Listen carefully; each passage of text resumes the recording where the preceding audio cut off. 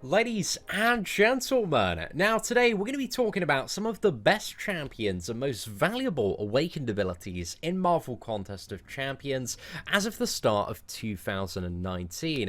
And we're going to be going through each and every one of the 6 classes: Mutant, Mystic, Skill, Tech, Science, and Cosmic, and talking about some of the top characters' awakened abilities, kind of what they bring to the table, whether or not you might want to consider using an awakening gem on them. And I've made this kind of very rough chart on Excel here, or sheet on Excel, just to explain, at a glance, kind of my very rough thoughts on the champions that are potentially worth a generic gem, the consideration for that for a lot of people, and the ones of the various color associated with their class, I often believe are worth of potentially a class-associated gem. So that's kind of the rough code for the sheet that we have here.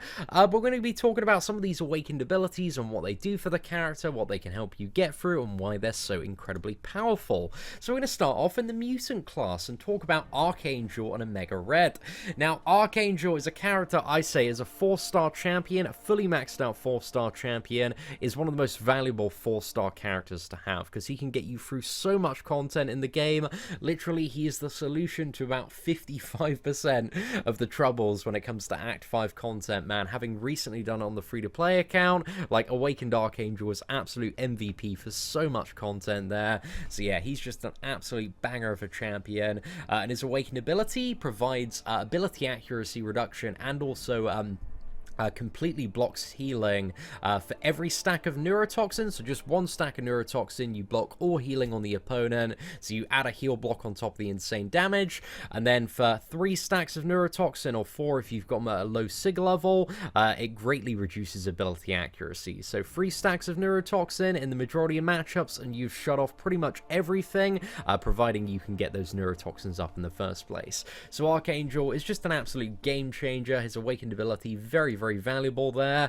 Omega Red is a very high tier character being used by a lot of people in endgame, because he's very versatile at the moment. He's got bleed immunity, poison immunity, the ability to regenerate, but awakening this character adds a lot more damage onto him, but you need to have a high signature level, which can be really good if you're playing him in the high tier, and also gives a chance for the medium attacks to be unblockable as well, which means you can charge into a blocking opponent, and maybe you have like a chance to also just completely eradicate that block and get an additional window to attack in as well, which can be quite useful. But there's a lot of stuff Omega Red can do, but mainly if you want to play this dude at the high tier, man, I'd say he's worth a generic for that increased damage output, because that can be very nice there. Then we also have quite a few characters that could be very worthy of a Mutant Class 1. Wolverine, you've got a huge amount of additional regeneration there. Emma Frost, you get a damage cap, and also if you want to use her as a defender, you get the reverse controls whenever you fire off a special attack, which is just mainly a kind of a defender thing for the character.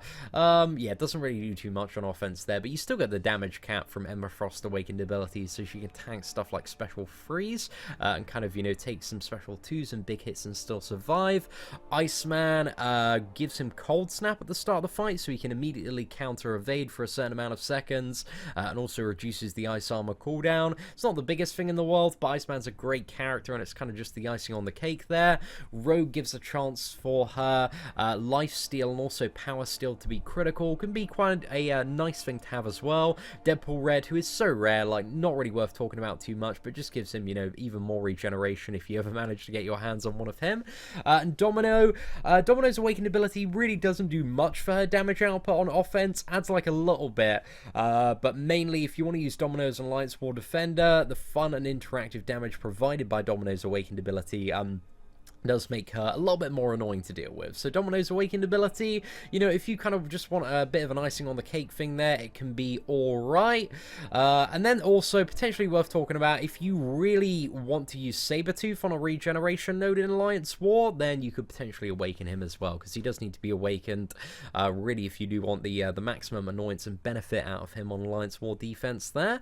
So yeah, he's another potential one that's fairly borderline there. Then in terms of the Mystic class, now at the very top I've got a character that I think is a very, like, really, really good character to get if you're at the mid-game progression, and that's Scarlet Witch, because if you get Scarlet Witch and you awaken her, then you've just got kind of this, like, casino face roll solution to the majority of the content. She's really, really good, like a ton of damage, can nullify stuff, can regenerate, random power control mechanics, but the deeper you get into the endgame of Marvel Contest of Champions, the less reliable she comes, so the less she becomes, so the less valuable she becomes. But when you're in the mid game and you don't need to worry too much about countering anything specifically, she can be great, and she can be good for a lot of stuff, even, you know, up until uncollected. Like, I've loved my 4-star Scarlet Witch on the free-to-play account, so if you get a 4-star one, she's very worth awakening for a lot of mid-game players or early-game players to kind of take up and just rinse through a lot of the content with. And then you have champions like Ghost Rider, who Ghost Rider gets an additional judgment when awakened. He's very good unawakened, but that just allows him to kind of extend all of his utility a bit more. Dr. Voodoo needs to be awakened if you want to play him, increases his regeneration, just kind of guarantees that all of his abilities are actually going to work. So his nullifiers, power drain, gives him ability accuracy reduction. If you're a big fan of Dr. Voodoo, he's definitely a great one to have awakened. Magic's Limbo, if you a die-hard Magic player, she can, you know, arguably be worth a generic because she's such a crazy character there, but also very good for Alliance War defense as well. Well, maybe not so much anymore because there are a lot of counters, but in the very early tiers, man, I still see Magics get kills and stuff like that occasionally, but mainly she is the power control goddess, but just gives her a bit more limbo, a bit more damage reversal if you do happen to mess up there.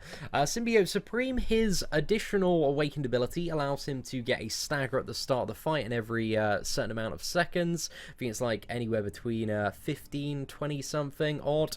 So this isn't needed, but it's very nice for the character to have in some scenarios.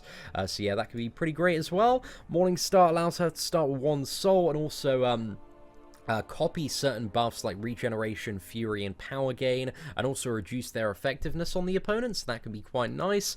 Dormammu and Mephisto, both of these characters, mainly if you want to use them on defense, again, they're quite low down the list in all fairness, because there are better options to use them on, and my kind of advice when it comes to building a roster is generally kind of focus on building your offense first, and then worry about Alliance War defense. So yeah, those are pretty low down. Mephisto's awakened ability can be alright if you're a very, very committed Mephisto player, but both of these can definitely annoy people on Alliance War defense there. And then when it comes to the skill class, we have Blade and Aegon. So Blade's awakened ability allows you to dash back and convert power into a huge amount of regeneration. It's still so valuable. It's one of the most crazy awakened abilities in the game, because it gives Blade like an absolute ton of regeneration, just makes him a champion that can kind of infinitely sustain. So yeah, Blade's awakened ability is really, really good. Aegon's awakened ability, Aegon is a champion that's kind of all based around ramping up his combo, and Aegon's combo and awakened ability allows him to transfer a percentage of his current combo from one fight at the end of the fight to the next fight as well. So it essentially allows him kind of across fights to build up an even bigger combo there. So basically, Aegon's awakened ability is really, really good and pretty essential to the character, but he's also another champion where you need a lot of signature stones in order to get kind of a real good level of effectiveness out of him. And then we got Gwenpool, ability accuracy reduction, and ability to tank special freeze and special attacks without dying, so that can be really insane in certain points. Killmonger's gives him a little bit more damage and also reverberation, which can be very annoying for Alliance War defense. Night Thrasher gains a taunt and also fury mechanic, which greatly improves his damage output. Thor Ragnarok gives him kind of that supercharged ultimate phase and really ramps up his damage a significant amount when awakened. So yeah, very, very valuable there.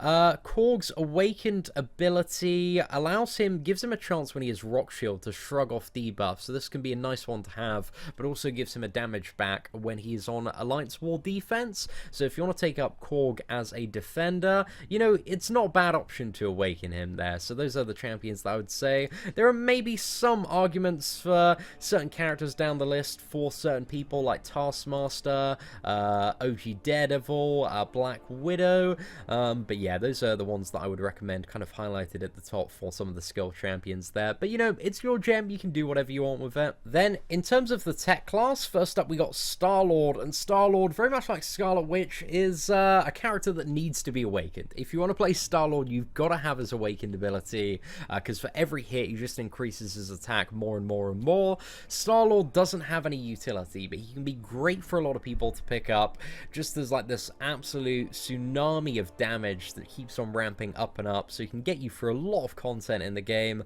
And Star-Lord is, you know, a bit of an OG classic, a lot of love for this lad, but he definitely needs to be awakened. And I would say for a lot of people, he is generic worthy, but yeah, it kind of depends on your roster.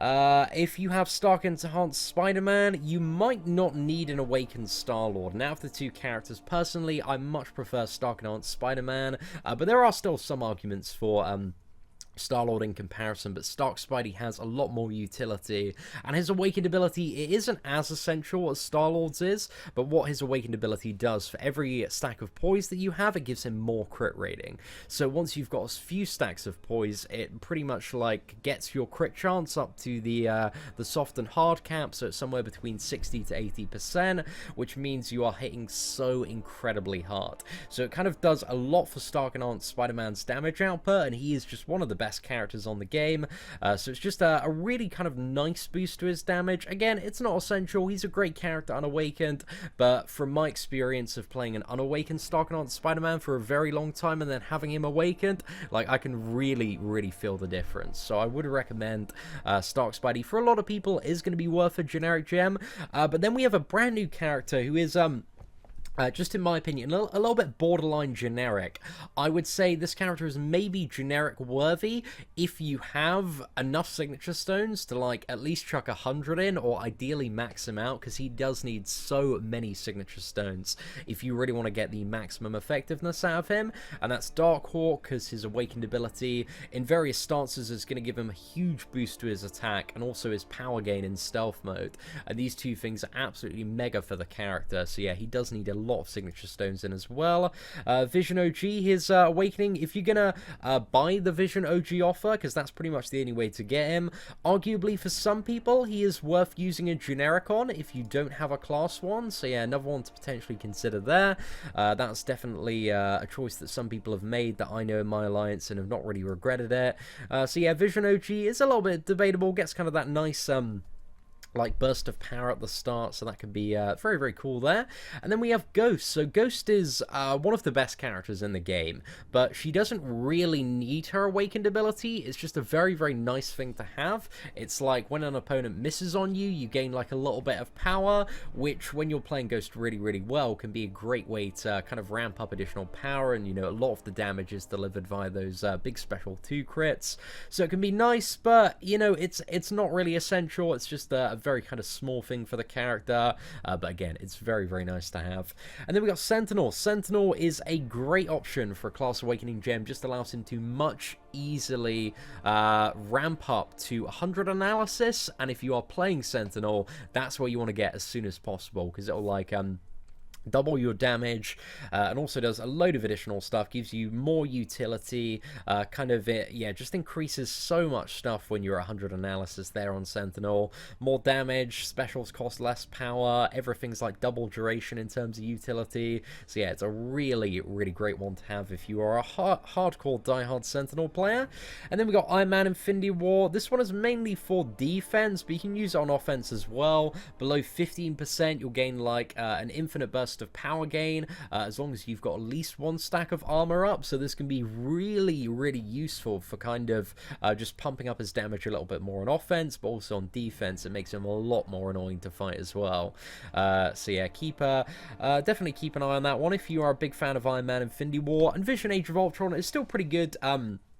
you know, for a class gem, I definitely wouldn't use a generic on him, but the amount of power that he gains back whenever he uses a special attack is just a really, really nice bonus if you're a big fan of the character. And, you know, he's still a fairly solid character, double immunities, good power control, heal block. Like, he's got a very nice base level of utility, which makes him very, very awesome there. And then in terms of the science class, we've got Void. So, Void kind of needs to be away. He doesn't, well, he's still an alright champion unawakened in comparison to all the other characters in the game, but his awakened ability is insane. It entirely transforms the character and makes his utility like twice as powerful, even more than that. So yeah, his awakened ability allows all of his debuffs to combine into one mega debuff instead of falling off, and then you can stack more debuffs on top of that, and you can start to reverse stuff like regeneration, power gain. You gain huge more attack as well, completely cancel out evade. So yeah, Void's awakened ability is nuts, and it also allows his debuffs to apply faster. But Void is another character. He does benefit quite a lot from a lot of signature levels, so that's a very nice thing for him to have as well.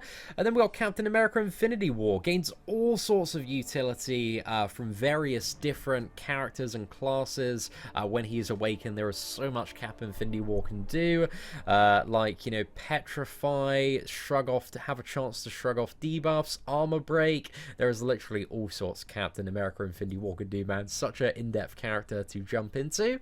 Gladiator Hulk, you get either the regeneration or fury whenever you or the opponent hit 20%, so that can be pretty mega in some scenarios for kind of beefing up his damage or giving him a little bit more regeneration. Luke Cage gains the indestructible, so you can tank special 3s, and also gives you that kind of safety net if you get hit, so that can be really, really nice as well. Red Hulk gains incinerate resistance and also allows him to start with 2 more heat charges at the start, so you can kind of get into the heat resistance mitigation and also the damage a little bit faster there. And then Hulk gains more damage based on how low his health is. So if you're doing a quest where you're using like a lot of 20% revives or something like that, this can be, you know, insane for Hulk, because you're gonna revive on very, very low health and get a massive damage output boost there. But Hulk is still quite fun to play in a lot of Alliance quest content and works quite well because his stun is really, really nice there. And then we've got Sentry. If you are a die-hard Sentry fan and you've got all the synergies, the champion, the Aegon one, you might have a good time awakening Sentry. I think for a lot of stuff, Sentry isn't super practical though, from what I've seen. But his awakened ability, you know, he's not the worst champion in the world if you do decide to go full Sentry there. So, he's got some alright stuff going for him, and Idolist has some great Sentry videos out there on YouTube. And then finally in the science class, we've got Wasp. Wasp's awakened ability on offense doesn't really do too much, but on defense, it can make her a little bit more annoying to fight. And there seems to be 2 categories of players. Players that have learned to fight Wasp and people that just suck and get wrecked. And it does happen, man. Even in like the top tiers, I see people get absolutely demolished still to Wasp.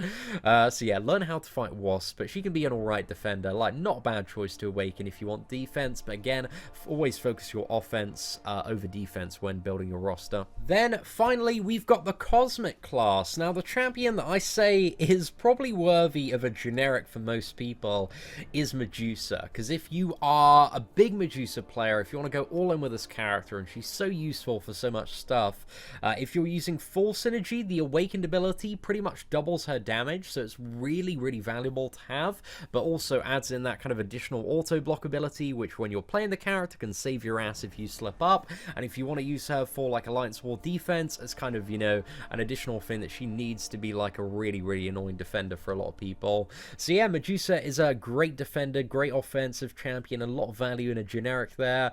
I used the generic on Medusa on my free-to-play account. I have absolutely zero regrets. She got me through Labyrinth, but even as a 4-star man, a great champion to have, a lot of value with that character there. And then we got Hyperion as well, who I'd say if you got a 5-star Hyperion, is arguably worthy of a generic as well, because the 5-star awakened ability is actually quite a bit more powerful than the 4-star one, because it increases the buff duration. The 4-star one only goes up to 50%, but the 5-star one goes up to 75%, but it goes up to like 72% increased buff duration very, very quickly. Like, it's so, so good there. So that affects stuff like the power gain, the fury, the regeneration. So Hyperion's awakened ability is great. Proxima, she gets another mission, which is super valuable for kind of ramping up that damage a little bit more, especially with the Corvus Glaive synergy, so it can be really, really good there.